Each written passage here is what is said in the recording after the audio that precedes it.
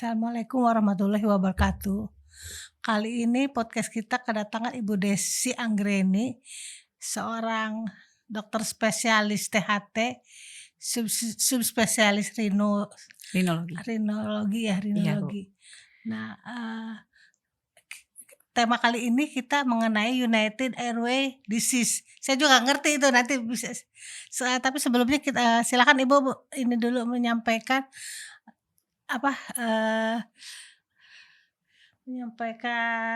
Memperkenalkan diri dulu ya. Ya. Biodata mulai Iya. S1 spesialis dan pengalaman kerja, Bu. Silakan dokter.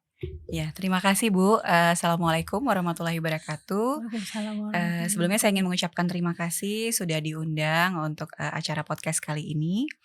Perkenalkan, nama saya Dr. Desi Anggreni, spesialis THT bedah kepala leher, konsultan rinologi. Jadi saya memiliki minat khusus di bidang penyakit-penyakit hidung dan sinus paranasal. Sebentar Bu, jadi THT BKL itu bedah kepala leher. Betul, ya? bedah kepala leher. Nah, saya lulus tahun 2002 dari FKUSU Universitas Sumatera Utara, kemudian mengambil spesialis THT di FKUI dan lulus tahun 2008.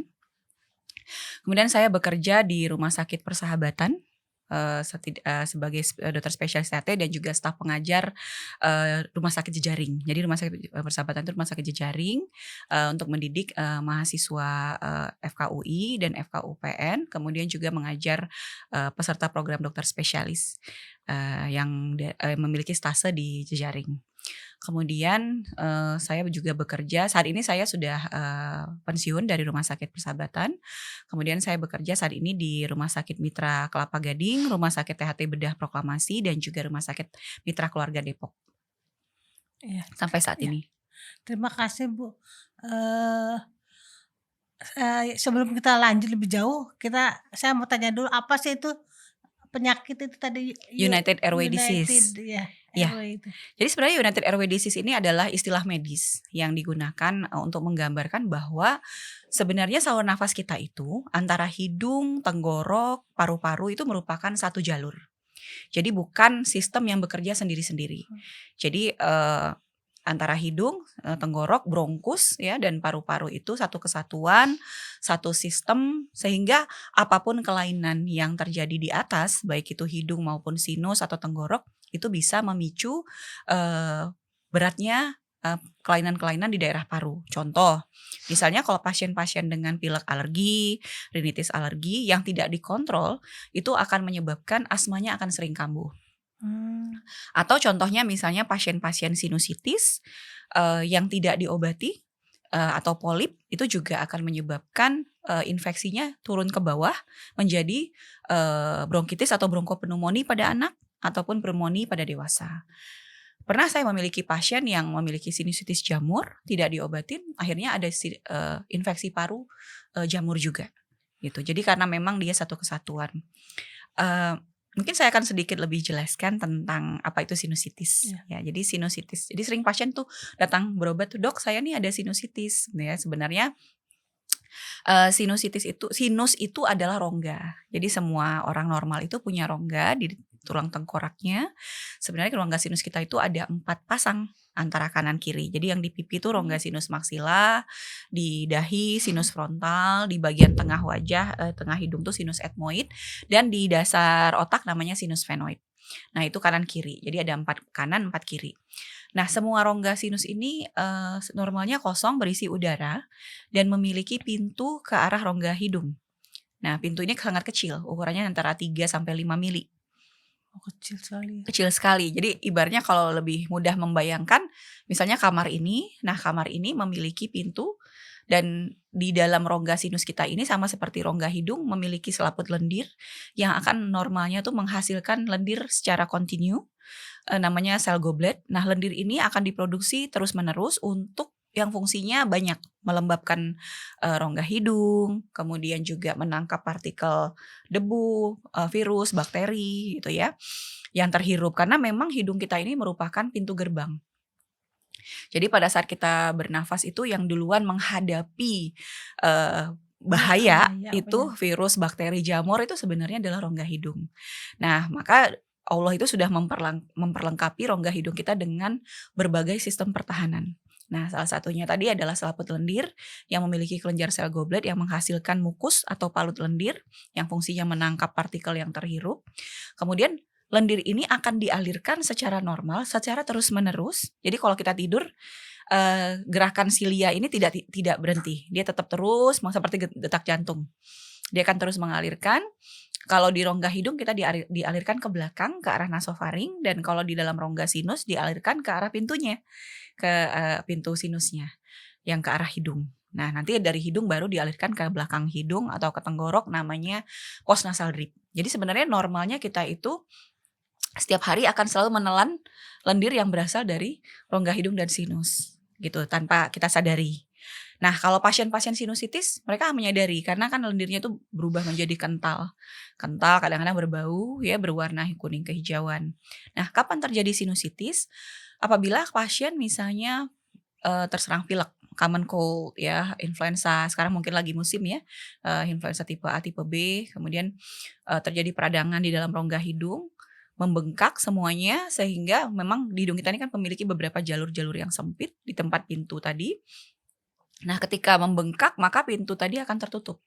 Nah, Ventilasinya tertutup. Nah, ketika ventilasi tertutup, maka lendir yang diproduksi secara normal ini nggak bisa di wah, drainase keluar. Akibatnya tertahan di dalam rongga sinus dan mengental, terjebak ya, stagnan di dalam, menjadi media untuk tumbuhnya bakteri-bakteri yang oportunis. Yang tadinya mungkin bakterinya hanya nangkring di situ, akan berubah menjadi patologis, berubahlah menjadi nanah kental atau reak ingus yang kental berwarna dan berbau. Nah, ini akan tertahan di dalam. Nah, itulah yang disebut dengan sinusitis. Biasanya ditandai gejalanya kalau akut, serangan awal biasanya pasiennya ada demam. Demam, kemudian hidung tersumbat, kemudian nyeri di daerah bagian pipi, bagian tengah wajah atau dahi, ya tergantung dari sinus mana yang terlibat. Kemudian kalau pada anak-anak tuh sering ditandai dengan batuk.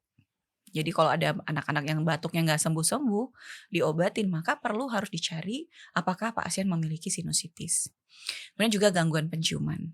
Ya, jadi kalau ada pasien misalnya mengeluh tidak bisa membau, serta dengan hidung tersumbat dan ingus yang kental, kita harus curiga itu ada sinusitis. Dan mungkin yang sering tidak disadari apabila ini berlanjut menjadi kronik ya, jadi polip ya, terutama pada pasien-pasien yang ada alergi. Jadi pasien-pasien yang ada alergi ini, penyakit alergi ini adalah penyakit bawaan yang memang diturunkan secara genetik iya. dan tidak bisa dihilangkan, hanya bisa dikontrol. Nah, pasien-pasien alergi ini juga akan lebih mudah untuk terkena sinusitis. Karena biasanya kalau pada pasien alergi yang tidak dikontrol, terhirup biasanya tungau ya, kalau di daerah tropis di Indonesia tuh di Jakarta salah satu contohnya, penyebab alergi yang tersering itu adalah tungau debu rumah. Dia bentuknya seperti kutu, sangat halus, hanya bisa dilihat dengan mikroskop elektron. Dan makanan si tungau ini adalah sel-sel kulit manusia yang mati. Jadi mereka suka sekali berada di spray, di kasur. Banyak Kenapa? ini ya, Iya, kulit-kulit yang karena betul, karena kita kan kalau tidur banyak sel-sel kulit kita yang terlepas, yang mati. Nah, itu merupakan makanan buat mereka. Jadi mereka mengumpul di kasur, di gorden, filter AC. Jadi berbeda sama negara-negara yang 4 musim. Kalau negara 4 musim mungkin alergennya biasanya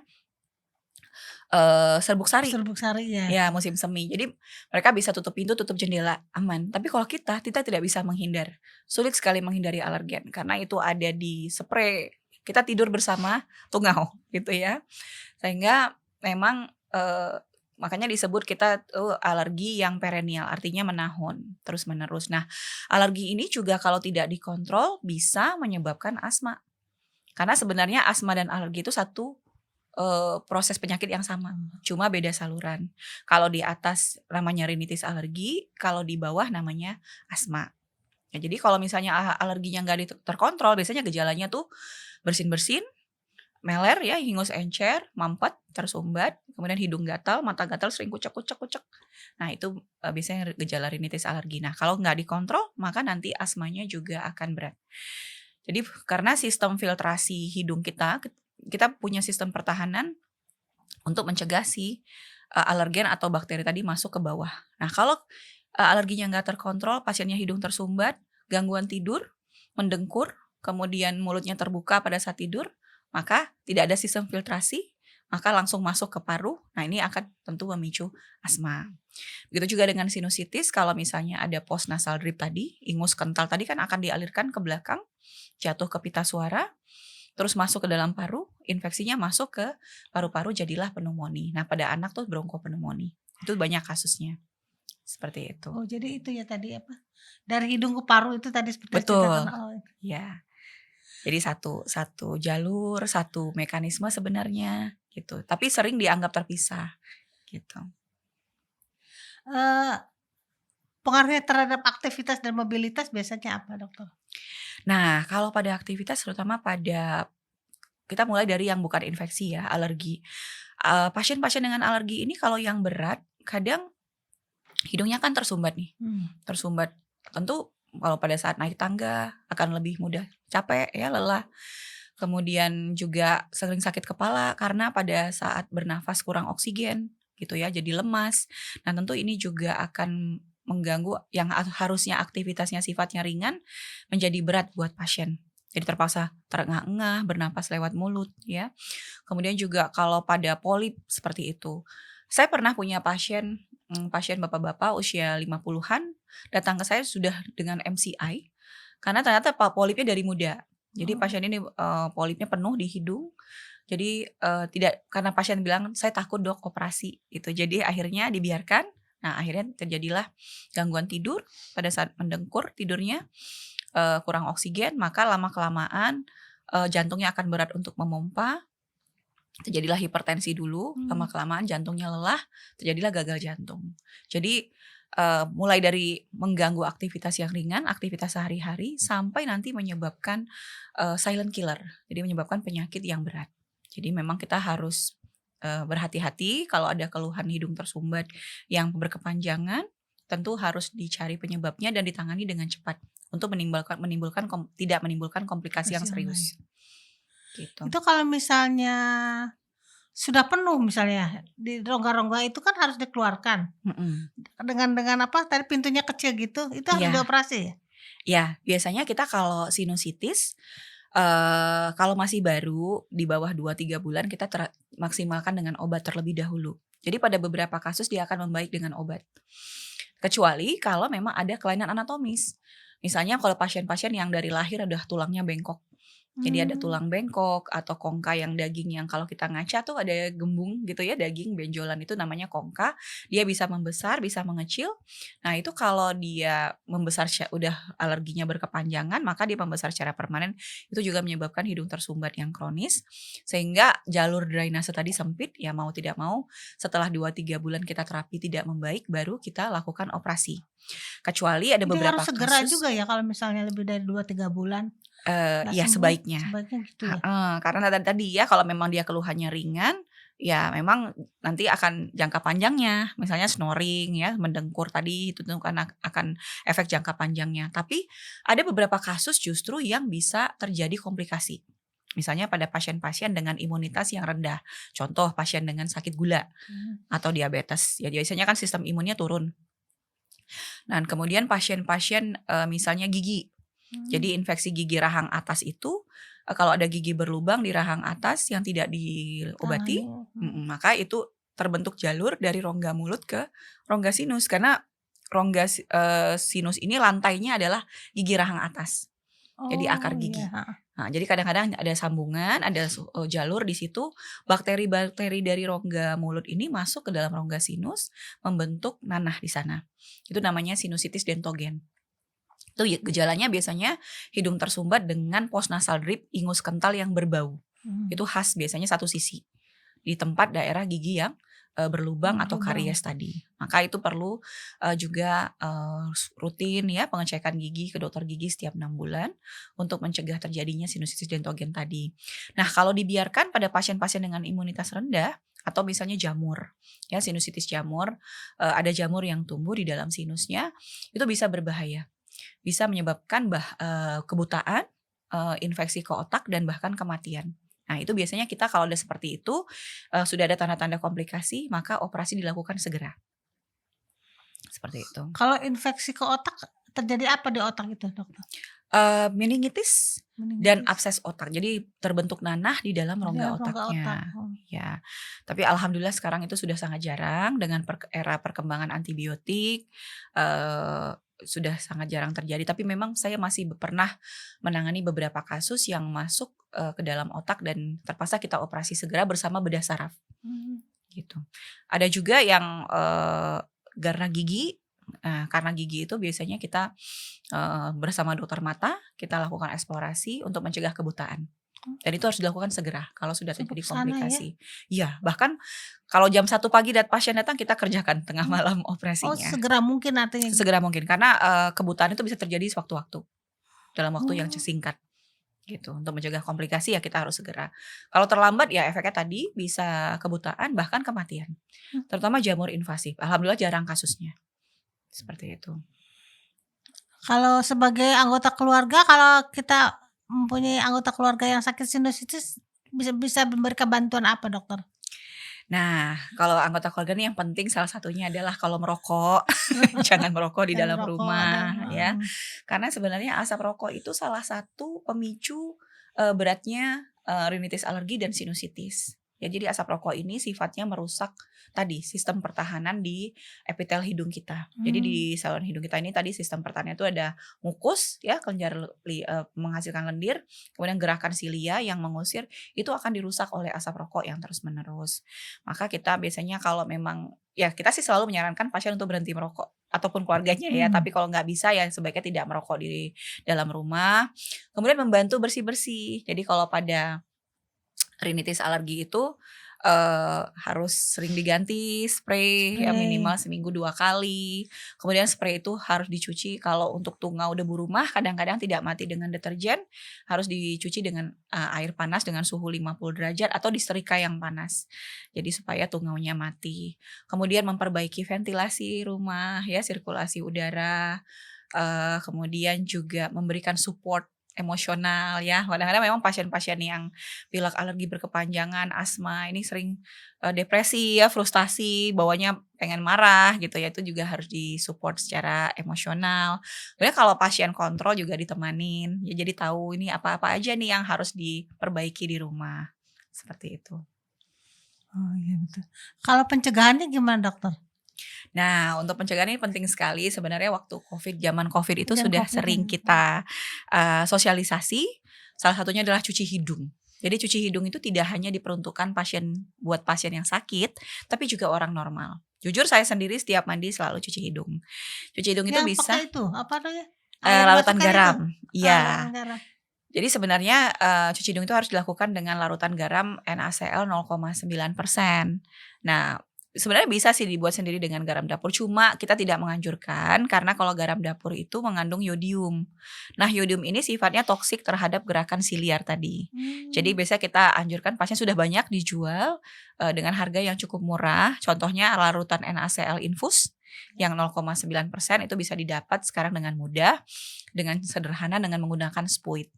Jadi jarum spuitnya kita, Yang besar jarum. kita buka jarumnya, nanti airnya kita sedot, terus kemudian kita lakukan di kamar mandi di wastafel, posisi kepala tidak usah miring-miring, lurus, tunduk, kemudian kita semprot dengan spuit dengan, kecepatan yang cepat ya, 1 detik, itu untuk mendorong semua apapun yang kita hirup. Contohnya Oh. alergen, tungau, spora jamur, bakteri, virus itu akan terbuang. Begitu juga kalau pada pasien-pasien yang rinitis alergi atau sinusitis, dengan cuci hidung, maka tidak hanya bakteri atau virusnya yang keluar, tapi juga lendir kentalnya. Jadi membantu gerakan silia karena seperti vicious cycle, ketika pasien terinfeksi virus, virus ini bersifat melumpuhkan gerakan silia. Nah, kalau gerakan silianya lumpuh, tidak bisa bergerak, maka lendir tadi akan menjadi, stagnan gitu, nggak bisa, keluar. Nah, itu kita bantu dengan cuci hidung, diencerkan sehingga silia yang lumpuh tadi bisa bergerak kembali. Jadi, cuci hidung nomor 1 tidak hanya pengobatan tapi juga pencegahan. Kemudian juga menghindari asap rokok, ya kalau memang pasien punya alergi, bisa dilakukan tes alergi supaya tahu nanti alerginya dengan apa saja. Misalnya kalau alergi dengan bulu kucing, bulu anjing, tentu kalau ada hewan peliharaan ditaruh di luar rumah ya, jangan dibawa ke kamar. Karena guru saya dulu pernah bilang bahwa kalau pelihara kucing atau anjing itu seperti karpet berjalan. Mmm. Jadi ketika dia berjalan dia akan melepaskan bulunya, sel-sel kulit matinya, itu kan semua alergen, bisa memicu peradangan alergi. Kemudian juga rajin olahraga ya. Olahraga juga bisa membantu. Iya bisa, karena kalau olahraga yang ringan aja, nggak usah yang berat-berat, jalan cepat ya atau bersepeda itu bisa membantu menurunkan kadar IgE di dalam darah. IgE ini adalah salah satu marker peradangan yang tinggi pada pasien-pasien alergi. Jadi bisa diturunkan dengan olahraga. Dan pada pasien-pasien yang selalu mengeluh hidung tersumbat, mampet, itu juga bisa berkurang dengan aktivitas fisik. Karena adanya ketika kita berolahraga, terjadi peningkatan aktivitas saraf simpatis, maka hidung mampetnya bisa lebih plong. Wah, Seperti benar itu. sekali nih, banyak. Iya. Ini kita lanjut ke perkembangan teknologi ya, untuk Mhm, mulai dari pendeteksian sampai pengobatan dan sebagainya. mhm. Silakan Bu Dokter. Iya, jadi sekarang itu untuk kasus-kasus kelainan hidung, baik itu rinitis alergi, sinusitis, polip, diagnosisnya saat ini sudah berkembang dengan teknologi endoskopi. Jadi endoskopi itu adalah kamera kecil yang bisa dimasukkan ke dalam hidung dan kita bisa menilai seluruh kelainan di dalam hidungnya. Misalnya daerah pintu sinusnya untuk mendeteksi ada sinusitis apa enggak, kemudian bisa mendeteksi polip. Ya, kemudian juga kelainan-kelainan lain, kelainan anatomi tadi seperti tulang bengkok ya, adanya tumor. Nah, kalau tumor juga kita bisa melakukan mengambil sampel. Jadi pada saat pasien datang misalnya ada tumor, kita mau tahu nih tumornya jinak atau ganas, kita menggunakan endoskopi, kita ambil tumornya, kita periksakan ke lab gitu ya, itu bisa dilakukan di rawat jalan.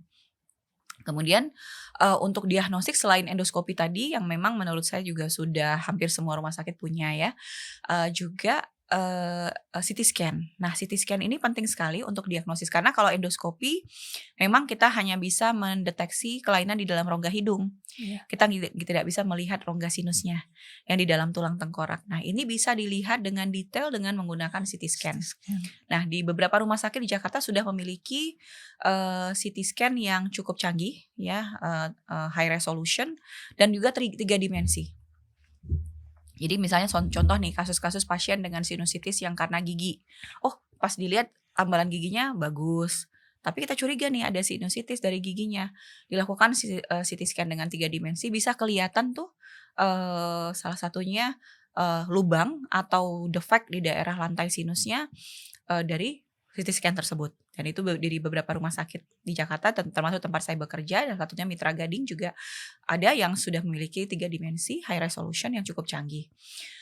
Ini sangat membantu tidak hanya mendiagnosis untuk melihat, oh sinus mana aja nih yang kena, tapi juga nanti sebagai mapping pada saat kita melakukan operasi, gitu. Dan untuk tata laksana, salah satunya dengan operasi saat ini kita juga sudah menggunakan endoskopi. Jadi endoskopi ini sudah sangat-sangat berkembang. Kalau dulu mungkin hanya dipakai untuk operasi hidung dan sinusitis saja, tapi sekarang sudah juga dipakai untuk yang lain-lain lagi seperti pengangkatan tumor otak. Bisa juga dengan cara Bisa, endoskopi. Jadi nggak perlu endoskopi tidak bongkar buka kepala, tulang bongkar tengkorak, ya tengkorak ya, jadi minimal invasif minimal invasif tanpa ya. sayatan. Jadi Luar benar-benar biasa. sudah teknologinya sudah terbaru dan kita sudah bisa kerjakan. Di Jakarta, di beberapa sentra di Indonesia juga sudah beberapa konsultan rinologi juga sudah bisa melakukan operasi-operasi pengangkatan tumor otak lewat hidung bersama bedah saraf ya, kolaborasi. Kemudian juga menutup kebocoran cairan otak dengan endoskopi. Jadi yang Gimana, pasien maaf kurang jelas, menutup kebocoran cairan otak. cairan otak Jadi seperti apa itu? pasien-pasien yang kecelakaan Oh, atau pengangkatan tumor terbuka nih, hmm. tengkoraknya terbuka jadi cairan otaknya bocor ke hidung. Biasanya pasien tuh gejalanya tuh meler, turun Oh, keluar dari hidung. Nah, kalau menundukkan kepala, keluar cairan otaknya gitu ya. Nah, itu bisa kita tutup dengan endoskopi lewat hidung. Jadi tidak perlu dibuka tengkorak kepalanya. oh bisa ditutup gitu ya yang bocor Bisa itu? ditambel ya Tambal istilahnya. Kita tambel dengan tambal. menggunakan cangkok, menggunakan kamera endoskopi. Karena endoskopi itu tidak lagi dulu kan hanya 0 derajat jadi kita bekerja di lurus. Kita bisa bekerja ke atas, ke samping ya Oh yang jadi sekarang itu, ya teknologi yang baru teknologi yang eee baru. minimal invasif tanpa sayatan, kolaborasi dengan dokter bedah saraf, atau, membuka saluran air mata yang tersumbat, dengan dokter mata. Jadi kotak kolaborasi lewat hidung.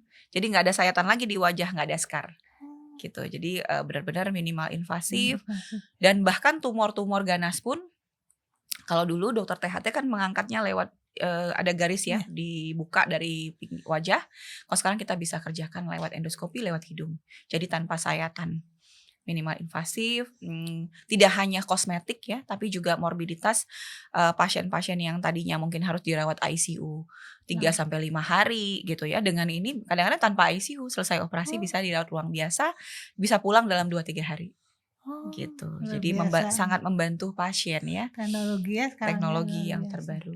Alhamdulillah kita tidak kalah dengan Singapura, Malaysia. Nah, itu juga mau saya tanyakan di kota-kota besar saja di Indonesia atau sudah Ya. sampai kepada Nah, untuk cabang-cabang operasi-operasi gitu? sinus sebenarnya itu kan kompetensi dokter THT yang umum.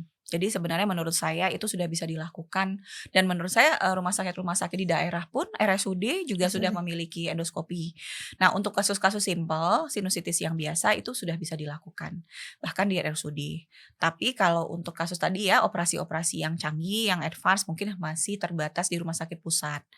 Mengingat juga alatnya, kemudian juga tenaganya, dokter-dokter konsultan rinologi itu juga memang masih terbatas, itu memang dilakukan biasanya di rumah sakit rujukan, rumah sakit umum pusat. Itu ya. Mhm.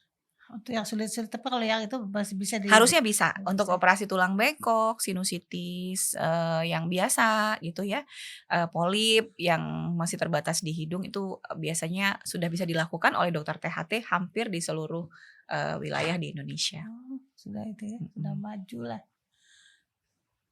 Eee, tantangan yang dihadapi oleh para penderita itu bagaimana itu? Kalau dia dia mempunyai penyakit itu?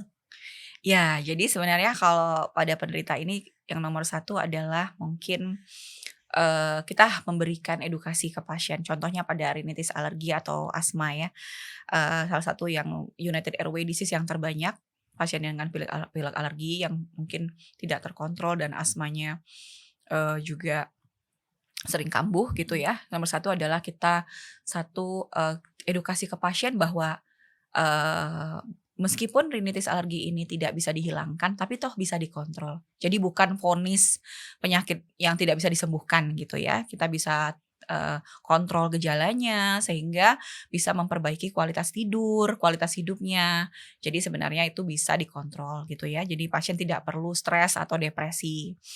Kemudian tantangan yang kedua ya memang di Jakarta kita tahu polusinya cukup tinggi ya, juga termasuk kategori unhealthy kadang-kadang ya. Nah, ini polusi udara ini juga bisa menjadi pemicu bagi pasien-pasien yang sudah memiliki, rinitis alergi, asma ya, jadi akan memicu sehingga kerusakan termasuklah tadi asap rokok dan asap kendaraan bermotor. Nah, ini juga bisa menjadi, pemicu untuk terjadi kekambuhan infeksi sinusitis berulang ataupun asma berulangnya. Maka, bagi pasien-pasien yang memang sudah memiliki rinitis alergi, kalau di Jakarta selalu pakai masker, misalnya di daerah yang banyak polusi ya, atau di daerah yang berdebu, selalu menggunakan masker dan jangan lupa, melakukan cuci hidung yang teratur setiap hari. Jadi, cuci hidung ini tidak hanya dilakukan pada saat sakit, tapi juga pada saat normal, termasuk pada, orang normal. Jadi kita sarankan rutin melakukan cuci hidung di rumah. Kalau itu apa, olahraga berenang gitu nggak bisa ya? Boleh Boleh? boleh. Jadi, olahraga ringan tadi, jalan cepat, bersepeda, berenang, asal pasien tidak alergi dengan kaporit ya di kolam Oh, renang. Nah itu boleh sekali kita sarankan dan kalau di rumah juga bisa dengan misalnya yoga, oh ya ya. stretching, itu sambil latihan nafas dalam. Itu bisa membantu, Oh, latihan nafas yang dalam ini juga membantu buat pasien-pasien yang memiliki, asma.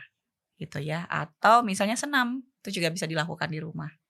Nah, itu sangat membantu sekali, menurunkan kadar IgE sehingga menurunkan eksaserbasi alergi dan asma, juga, olahraga yang teratur ini juga bisa meningkatkan saraf simpatis, mengurangi keluhan hidung tersumbatnya.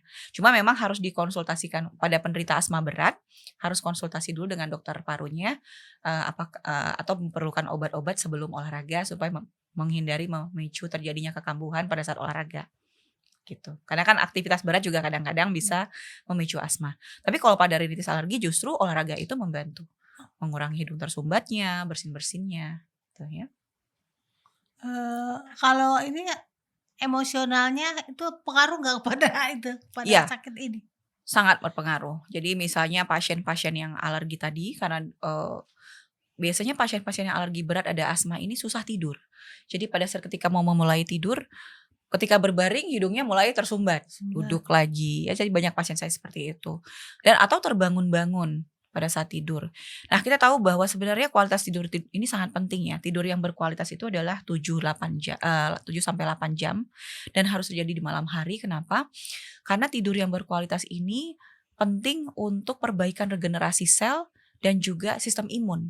Jadi ibaratnya kalau kita tidur malam yang cukup, ini seperti mobil yang dimasukkan ke bengkel dan diservis besar gitu. Jadi setiap malam dan itu tidak bisa diganti dengan tidur siang. Oh, nggak bisa diganti dengan tidur siang ya, Betul. tidur malam itu? Jadi pada saat, tidur malam itu ada perbaikan sel-sel yang rusak yang sudah terjadi di hari itu, kemudian perbaikan sistem imun, mengerahkan tentara-tentara baru gitu ya untuk melawan musuh gitu ya seperti virus, bakteri. Nah itu, diperlukan tidur yang jadi kalau pada pasien-pasien yang, kurang tidur, akibatnya pagi bangun tidur sakit kepala gitu ya, dan itu tentu akan menyebabkan stres pada pasien. Hidungnya tersumbat, ya nggak konsentrasi, ini juga bisa menyebabkan stres, depresi pada pasien. Nah ini yang harus kita perbaiki. Itu juga dengan tadi peran anggota keluarga gitu ya, membantu bagaimana pasien ini, bisa menjalani kualitas hidup yang baik. Contohnya tadi dengan olahraga, cuci hidung, kemudian kita akan bisanya berikan kalau kasus-kasus yang berat kita berikan obat-obat, rinitis alergi atau asma yang aman dipakai jangka panjang. Ada satu contohnya steroid spray, semprot hidung steroid, itu bisa aman dipakai jangka panjang, kita berikan sebagai controller untuk mengurangi hidung tersumbatnya, dilakukan setelah cuci hidung biasanya. Kemudian juga kita edukasi pasien memperbaiki fungsi tidurnya, jangan main gadget sebelum tidur gitu ya, lampu kalau bisa gelap, karena itu bisa meningkatkan melatonin, hormon tidur, supaya kualitas tidurnya baik. Nah, kalau kualitas tidurnya baik, tentu bangun tidurnya lebih segar, tentu tadi ya, depresi emosionalnya juga lebih terkontrol. Tapi bisa sembuh, sakit ini bisa sembuh nggak dokter atau hanya kita perlu Nah, monitor? tadi kalau memang sudah ada alergi, alergi itu tidak bisa dihilangkan karena itu penyakit yang dibawa oleh genetik diturunkan ke anak cucu, tapi bisa kita kontrol tadi dengan cuci hidung yang rutin, kemudian, menggunakan steroid, spray ya kita bisa kontrol sehingga pasien tidak mengalami keluhan. Kemudian harus rajin cek mungkin kadar vitamin D3 ya kalau memang defisiensi minum vitamin D3, olahraga yang teratur ya stretching, kemudian latihan nafas. Itu pada umumnya bisa terkontrol dan pasien bisa membaik keluhannya. Dan tapi kalau misalnya tidak ada alergi, contohnya sinusitis, dengan dioperasi biasanya selesai, sembuh. Jadi bisa beraktivitas Bisa seperti seperti orang normal. seperti orang normal ya? Tapi tadi ya harus ada beberapa PR yang harus dikerjakan dengan rutin di rumah. Iya, betul. Saya mau tanya mengenai tenaga medis. Tenaga medis di Indonesia sudah cukup itu untuk penanggulangan penyakit ini atau kurang misalnya atau seperti apa? Iya, memang kalau di kota-kota besar sepertinya lumayan cukup ya, tapi kalau di kota-kota kecil atau daerah terpencil memang ini masih menjadi PR bagi kita dan juga pemerintah ya, untuk pertama mengadakan pendidikan berkelanjutan. Contohnya untuk bagaimana penggunaan alat canggih endoskopi tadi untuk diagnosis ya, saya, kalau saat ini yang saya lihat di rumah sakit RSUD rata-rata sudah memiliki endoskopi. Dan kemudian juga pelatihan berkelanjutan untuk latihan operasi, dengan menggunakan minimal invasif tadi.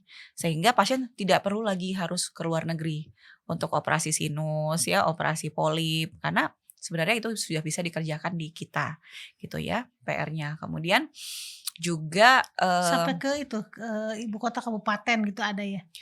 Setahu saya ada, kabupaten sekarang endoskopi itu sudah cukup, karena harganya tidak semahal dulu. Jadi rumah sakit RSUD itu banyak yang sudah memiliki endoskopi. Nah, namun mungkin ahli THT-nya ini yang perlu mungkin, Yang masih jarang ya? ya masih belum banyak ya, apalagi yang memang konsultan, khusus rinologi.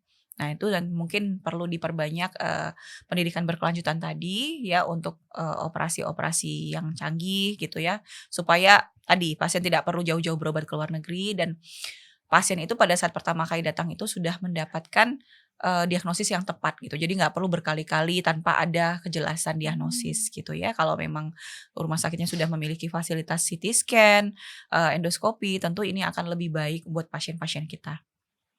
seperti itu ya. Mhm. Eee, saya mau tanyakan lagi mengenai upaya kesiapan rumah sakit tadi sudah ya kita ya. Mengenai subspesialis ibu tuh Rino ya? Rino, Rino berarti penyakit-penyakit hidung dan sinus. penyakit hidung dan sinus. Mhm. Jadi, alergi, polip, sinusitis, kemudian tumor-tumor hidung dan sinus, itu ditangani oleh, subspesialis Rino. rinologi. Kalau ini kalau kita naik pesawat kadang-kadang kalau sedang pilek kan sakit kuping itu termasuk itu, ada kemungkinan sinus itu enggak di situ? Bisa bisa karena infeksi sinus atau alerginya yang tidak terkontrol. Jadi sebenarnya, rongga telinga kita ini memiliki saluran ke rongga hidung yang disebut dengan tuba eustachius.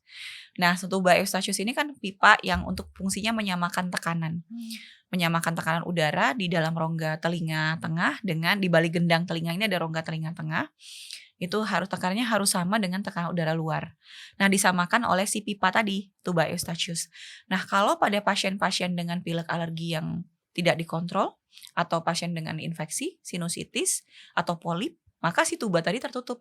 mmm, Nah, jadi dia tidak bisa lagi menyamakan tekanan dengan telinga tengah. iya, Akibatnya pada saat perubahan tekanan udara yang di cukup atas pada saat take off atau landing pesawat, maka gendang telinganya akan tertarik karena terbentuk tekanan negatif di dalam telinga tengah. Tidak bisa disamakan dengan udara luar karena saluran tersumbat. Maka gendang telinganya tertarik ke dalam, itu akan bikin nyeri, biasanya pasien akan kesakitan. Atau kalau pasiennya ada sinusitis, biasanya akan nyeri di wajah, nyeri di dahi, ya itu ketika ada perubahan tekanan udara. Nah, maka kalau misalnya kita pilek, harus diobatin dulu sebelum naik pesawat. Heeh, dengan cuci hidung, obat-obat semprot supaya, tubanya tidak bengkak dan tertutup dan tidak nyeri pada saat take off atau landing. kan suka buka mulut tuh pengaruh juga ya dokter ya?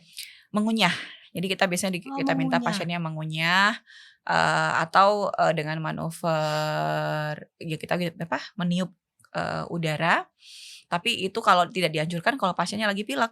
Karena kan kalau pasiennya pilek, maka si bakteri atau virus ini bisa masuk ke telinga. Jadi biasanya pasien diminta mengunyah permen gitu dan menggunakan semprot hidung. sebaiknya kondisi sehat ya, tidak Iya, jadi pilek, kalau misalnya pilek sebelum naik pesawat berobat dulu. berobat dulu Heeh, begitu. karena nanti bisa nyeri sekali pada saat, pasiennya pesawatnya take off atau landing. Ini juga ya, apa, kalau untuk yang menyelam sama juga begitu? Sama, persis sama. Jadi perubahan tekanan itu kan bisa pada saat kita naik Naik atau atau turun? turun, heeh. Nah itu Oh ya, juga hati-hati karena kadang-kadang bisa jadi pecah gendang telinganya. mhm, Kalau misalnya pilek, terus calon tubanya tersumbat, mereka kalau penyelam tuh udah equalize ya. Mereka akan, melakukan falsafah manuver. mhm. Nah itu juga bisa, kalau lagi infeksi bisa ketika tidak dilakukan falsafah manuver atau equalize-nya tidak benar, ya bisa pecah gendang telinganya. Jadi memang kalau menyelam pun ya sebaiknya, kalau pilek diobatin terlebih dahulu. Kalau ada sinusitis atau alergi harus dikontrol terlebih dahulu supaya fungsi tubanya berfungsi dengan baik. Jadi, apa, infeksi itu akibat itu bakteri, virus itu? Ya bisa kalau sinusitis bisa virus, bakteri, atau jamur. Atau jamur? Mhm. Kalau Itu yang alergi harus beda ya. dihilangkan ya? Iya harus diobatin. Kalau alergi itu berbeda. Kalau alergi kan, tungau yang seharusnya pada orang normal tidak menimbulkan Nggak menimbulkan heeh, apa-apa, pengaruh. tapi Tapi kalau kalau pada orang alergi karena dia hipersensitif, maka akan terjadi peradangan, oh iya seperti iya, itu. baiklah.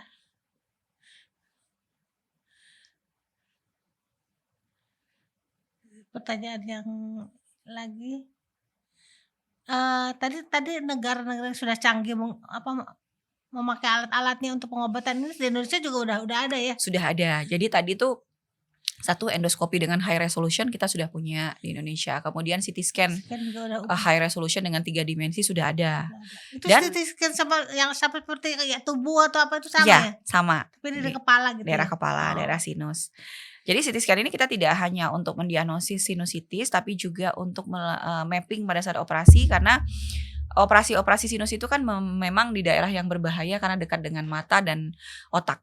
Nah, akhirnya kita biasanya sebelum operasi kita lakukan CT scan untuk mapping sebagai peta kita pada saat melakukan operasi. Nah, kemudian juga ada terapi yang terbaru saat ini untuk kasus-kasus rinitis alergi dan asma yang berat yang kadang-kadang nggak respon dengan obat alergi biasa. Ada namanya obat biologik. Biologik itu monoklonal antibody. Nah, monoklonal antibody ini langsung ke sel target, ya sudah banyak digunakan di negara-negara maju untuk langsung ke sel target alerginya. Nah, sekarang juga sudah ada di Indonesia. Selama ini kan yang baru menggunakan baru Singapura, Malaysia ya, tapi sudah masuk ke Indonesia. Cuman memang harganya masih cukup mahal gitu ya. Jadi terbatas, belum ditanggung oleh asuransi BPJS misalnya atau government insurance. Jadi masih pasien umum atau pasien-pasien asuransi swasta, private insurance. Nah, tapi sudah ada, sudah beberapa kasus kita lakukan terutama di rumah sakit kita, menggunakan monoklonal antibody. Itu bisa dilakukan untuk kasus-kasus asma berat atau polip yang sudah dioperasi berkali-kali masih kambuh terus ya karena ada alergi yang tidak terkontrol. Kita lakukan dengan monoklonal antibody dan itu sudah ada di Indonesia. Dokter, seberapa urgent ya dokter spesialis THT untuk menangani sakit-sakit ini atau cukup hanya, apa, dokternya tidak sampai ke spesialis rino misalnya hanya THT saja sudah bisa dan sampai tahap mana gitu?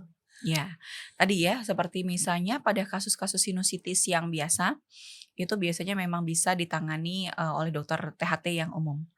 Tapi kalau misalnya kasusnya sulit, tadi ya kalau contohnya sinusitis yang sudah komplikasi, masuk ke mata, ke otak, kemudian tumor-tumor ganas yang di daerah sinus yang biasanya itu tuh daerah sinus yang berbahaya tuh area dekat mata atau otak, itu memang harus ditangani oleh subspesialis rinologi. Biasanya kita dirujuk dari dokter THT biasa. Tapi kalau misalnya penanganan rinitis alergi, sinusitis gitu ya. Sinusitis kan first line terapinya bukan operasi, tapi dengan obat dulu. Nah, itu memang kompetensi seluruh dokter THT. Kemudian tulang bengkok, operasi melapangkan hidung, jalan nafas hidung, polip-polip yang terbatas di sinus pipi, itu semuanya sinusitis akibat gigi, itu bisa ditangani oleh dokter THT umum. Iya, jadi hanya kasus-kasus yang sulit yang harus ditangani oleh ahli rinologi. Itu ya ahli rinologi di Indonesia masih jarang ya? Masih jarang sebenarnya nanti. Ya itu makanya nanti menjadi PR untuk memperbanyak lagi spesialis rinologi agar kasus-kasus sulit ini bisa tertangani di semua daerah dan pasien itu tidak perlu mencari terutama pasien-pasien yang mampu ya, tidak perlu ke luar negeri karena operasi-operasi canggih sudah bisa kita Sudah bisa lakukan dilakukan di Indonesia. Kalau dokter umum nggak bisa ya dokter umum? Dokter umum itu Sampai tahap mana kompetensinya kompetensinya? untuk kelainan hidung itu bisa untuk sinusitis akut. Sinusitis akut tuh yang misalnya pilek-pilek yang baru itu memang kompetensi dokter umum. Kan biasanya pengobatannya dengan menggunakan cuci hidung, antibiotik kalau ada bakteri gitu ya. Semprot-semprot hidung untuk topikal dekongestannya itu biasanya bisa Sampai dilakukan oleh tahap dokter dokter umum, umum. minimal mendiagnosis. Kalau untuk kelainan hidung lain ya biasanya perdarahan hidung itu bisa juga harus bisa ditangani oleh dokter umum di PRV. Karena kan kasus-kasus emergency seperti misalnya mimisan gitu kan kalau menunggu dirujuk ya berbahaya ya, jadi memang harus ditangani segera. Nah, itu merupakan kompetensi dokter umum. Jadi sinusitis akut, pilek alergi, kemudian mimisan atau benda asing hidung anak-anak sering masukin sesuatu. Nah, itu juga merupakan kompetensi dokter umum. Mimisan juga cukup dokter umum ya? Bisa, mimisan dokter umum bisa, harus bisa. Bisa dokter umum. Karena sudah biasanya kita ajarkan pada saat mereka pendidikan di klinik ya, kepaniteraan klinik. Jadi sudah ini juga ya Indonesia alhamdulillah juga ya. Alhamdulillah tidak jauh kalah jauh ya dibandingin ya minimal ASEAN lah ya, Singapura, Malaysia, Taiwan, Korea. Menurut saya kita tidak kalah jauh. untuk operasi-operasi diagnostis, bahkan operasi-operasi yang sulitnya. Gitu, sudah bisa kita kerjakan. Tapi tadi peralatannya mahal ya? Betul, betul Bu. Nah ini peraturan ini PR pemerintah nih Hmm. untuk semua rumah sakit kalau bisa yang di daerah juga sudah punya gitu ya. Jadi tinggal menambah ahlinya gitu. Karena kalau ini saling dua-duanya kan merupakan harus ada gitu Iya, ya. betul. Ahlinya ada, alat yang nggak ada sulit. Iya. Alatnya ada nggak ada ahlinya juga sulit. Jadi PR-nya adalah mungkin pengadaan supaya tidak mahal. Berobat di Indonesia itu tidak mahal. Karena kan banyak pasien-pasien mengeluh kok lebih murah di Iya, Malaysia iya, iya, di misalnya. Penang Nah, misalnya gitu katanya lebih iya. murah katanya. Ya itu tadi terkait regulasi. Regulasi Hmm. bagaimana memasukkan alat-alat canggih tadi tanpa pajak yang besar gitu ya. Sehingga rumah sakit di daerah pun bisa memiliki alat canggih tersebut. Jadi pasien nggak perlulah jauh-jauh ke luar negeri gitu ya. Dan juga harganya juga bisa lebih murah, lebih terjangkau dan ditanggung oleh asuransi BPJS misalnya. Nah jadi penanganan kesehatan, kualitas hidup, kesehatan itu bisa dicapai oleh masyarakat-masyarakat bahkan di daerah yang terpencil. Kita harapkan seperti itu. Ya, baik. Terima kasih dokter, menarik sekali nih. Menarik Ya sekali karena kasusnya pembicaraan kita. banyak ya. Kasusnya banyak ya. Demikianlah pembicaraan kita dengan Dokter Desi Anggreni, spesialis THT bedah apa tadi kepala, Udah kepala leher, leher, konsultan ngeri hidung, banget. rinologi. Subspesialis rinologi. Ya, Terima semoga kasih. bermanfaat. Mudah-mudahan, amin. Assalamualaikum warahmatullahi wabarakatuh.